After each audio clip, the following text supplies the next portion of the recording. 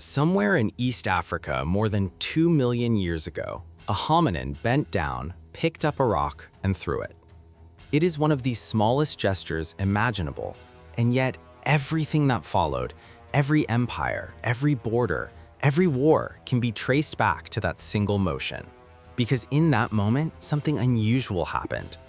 A creature with no claws, no fangs, and no natural armor discovered that it could extend its own body. It could reach farther than its arm. It could kill from a distance it could not otherwise touch. No other species on Earth does this in the way humans do. Chimpanzees throw objects in frustration. Some birds drop rocks on eggs to break them open. But no other animal has taken this single behavior and built an entire civilization on top of it.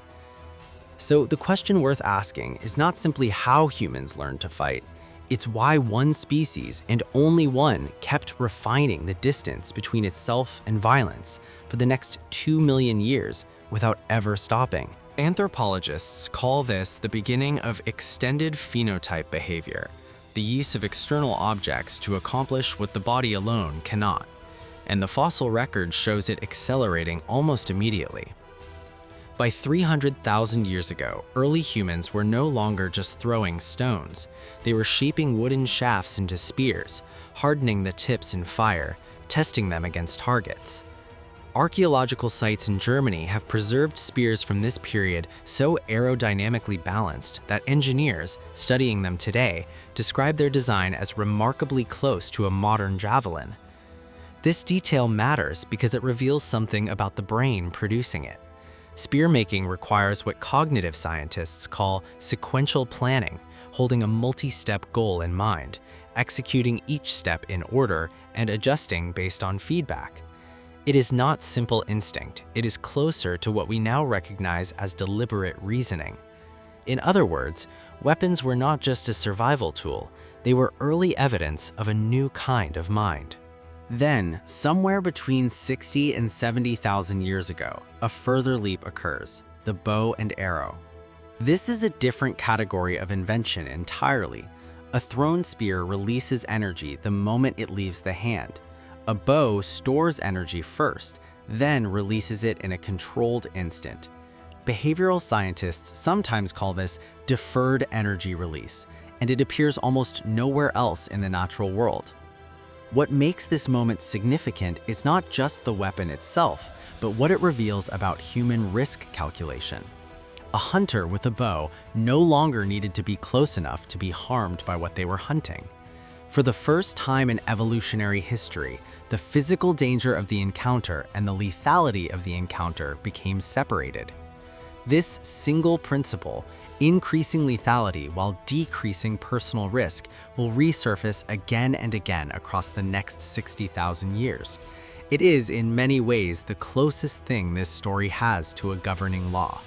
Around 3300 BCE, in the river valleys of Mesopotamia, human weapon making crosses into a new domain entirely: metallurgy. Bronze, an alloy of copper and tin, could be melted, poured, and cast into shapes stone could never hold. But bronze required something stone never did: supply chains. Tin deposits were rare and scattered, meaning that any society that wanted bronze weapons needed trade routes, diplomacy, and organized labor to acquire it. This is where a behavioral shift occurs that anthropologists consider a turning point in human social structure. Weapons were no longer simply personal tools. They had become tied to economic systems, and control over weapon production had become a form of political power. Then, around 1200 BCE, iron emerges, and unlike tin, iron ore is abundant almost everywhere. Suddenly, any society with access to a forge could arm itself, independent of trade networks controlled by distant elites. Historians studying this period note something remarkable. The diffusion of iron technology coincides almost exactly with the collapse of several Bronze Age civilizations. When a technology becomes accessible to everyone, the old hierarchies built around scarcity often do not survive the transition. For nearly 10,000 years, every weapon on Earth still depended on the same source of power: a human muscle pulling a string or swinging an arm. Then, In 9th century China, a group of alchemists searching for something else entirely, an elixir to extend human life, accidentally created the compound that would end the most lives in human history: gunpowder. Here, the story reaches what might be its strangest turning point. For the first time, the size and strength of the person no longer determined the outcome of a physical confrontation. A smaller, weaker individual holding a firearm could now overcome a larger, stronger one instantly. Evolutionary biologists sometimes point to this moment as the effective end of physical formidability as the primary currency of dominance among humans, a currency that had governed conflict for the entire preceding history of the species. Cannons soon followed, and their effects extended beyond the battlefield. Medieval castles engineered over centuries to withstand arrows and siege ladders became obsolete within decades. Entire political systems built around fortified nobility began to erode, replaced gradually by centralized states with standing, gunpowder-equipped armies. By the 1800s, rifling and machine-fed ammunition pushed lethality further still. When automatic weapons met the trench warfare of the First World War, the mismatch of industrial-age weaponry and pre-industrial military tactics produced some of the deadliest single days in recorded history. The pattern first observed in the bow and arrow, greater lethality, lower personal risk, had now scaled to entire nations. The 20th century introduces something categorically new: the deliberate weaponization of chemistry and the sky itself. Chemical warfare during the First World War allowed death to be delivered invisibly, carried on wind rather than by hand.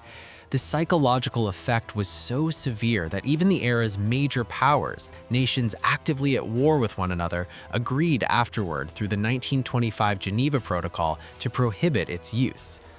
It stands as one of humanity's earliest attempts to place an ethical boundary around its own weapons technology, a recognition that some capabilities were too destabilizing to use freely, even in war. At nearly the same moment, warfare left the ground entirely. Within roughly a decade of the first sustained human flight, the airplane had been converted into a weapon. Bombing campaigns in the Second World War allowed destruction to be delivered to a city from a vantage point where the person causing it never saw the consequence directly. Neuroscientists who study moral cognition note something important here. Physical and psychological distance from the consequence of an action measurably reduces the internal resistance to causing harm. The further removed a person is from what they cause, the easier that action becomes. Weapons had not only extended human reach, they had begun to outpace human moral instinct.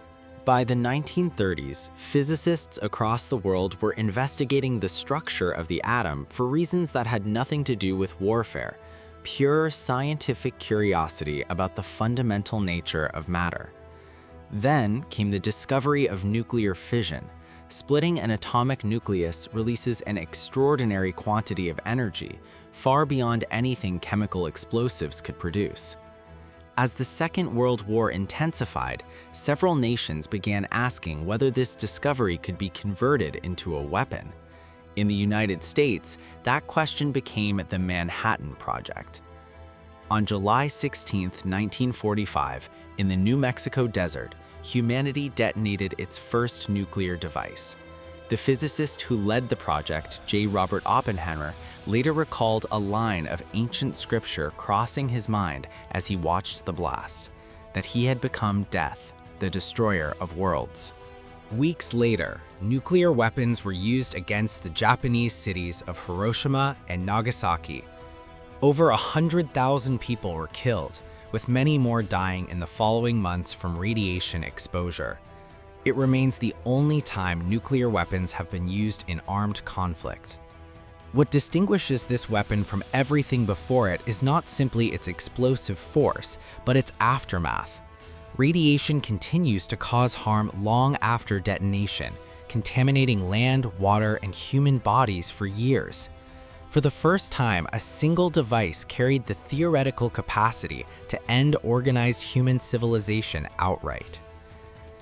The decades that followed saw the United States and the Soviet Union accumulate tens of thousands of warheads under a doctrine known as mutually assured destruction. the idea that both nations possessed enough destructive capacity that using it would guarantee their own annihilation as well. Many historians studying this period argue that this precarious balance, paradoxically, helped prevent direct war between the two superpowers for nearly half a century. Today, the same underlying pattern continues, though it has become quieter and harder to see. Precision-guided munitions can strike a single building from hundreds of miles away. Remotely operated drones allow a person on one continent to act on another, without their body ever entering the location of the consequence.